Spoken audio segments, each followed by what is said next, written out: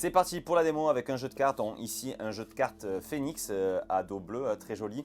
Alors pour ce faire, le jeu, on pourrait le mélanger, le faire mélanger par le spectateur et ouvertement, on va sortir une suite de cartes de l'As au 9, peu importe la famille. Donc là je vais prendre un premier As, ils sont voilà, As 1, 1, 2, 1, 3, 4, 5, 6, 7, 8 et 9. Donc ça on le fait ouvertement devant le spectateur, mais ensuite ces cartes on les mélange histoire que le spectateur ne puisse pas connaître l'ordre. Et moi d'ailleurs l'idée c'est que je vais faire un petit arrangement. On va faire comme ça, on va les placer comme ceci.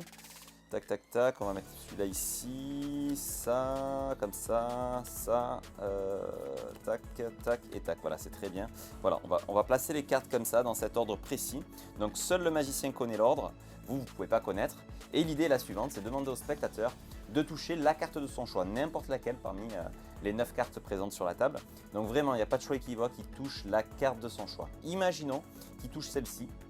Donc on va séparer le paquet comme ceci, et donc la carte qu'il a touchée forcément se retrouve en dessous, on verra tout à l'heure, je la laisse bien en vue ici.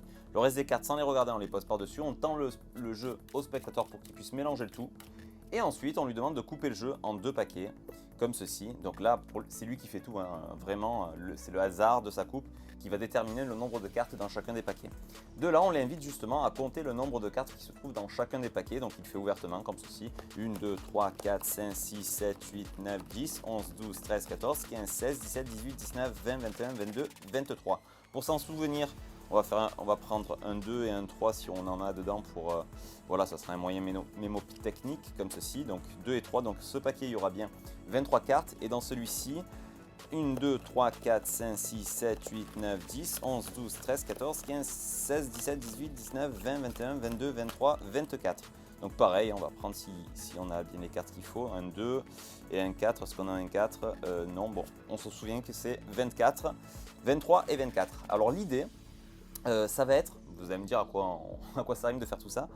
On va essayer de récupérer un chiffre unique. Donc là on a des nombres, on va vouloir avoir un chiffre. Pour ce faire on va additionner, on va décomposer les nombres. Donc ici par exemple 2 et 3, on va les additionner. Donc 2 et 3 ça fait 5 et là 2 et 4 ça fait 6. Donc les deux ensemble, 5 plus 6, on les additionne, ça fait 11. On n'a toujours pas un chiffre, on a un nombre, hein. 11 c'est un nombre. On décompose 11, 1 plus 1 ça fait 2. Et du coup, maintenant, on a un chiffre qui est le 2. Donc, après avoir fait tout ça, le hasard, les coupes, les mélanges, etc., on obtient un chiffre unique qui est le 2. Et ce 2, ça serait fort que par rapport à la carte préalablement touchée par le spectateur, ça soit exactement la carte qu'il a touchée, un 2. Ça correspond parfaitement sur tout. Et là, c'est un vrai miracle d'incompréhension. Le spectateur, pour lui, il a tout fait. Il a touché la carte de son choix. Il a coupé le nombre de cartes qu'il a voulu. Il a mélangé les cartes. Et pourtant, à la fin, on a une correspondance entre le chiffre unique obtenu et la valeur de la carte choisie.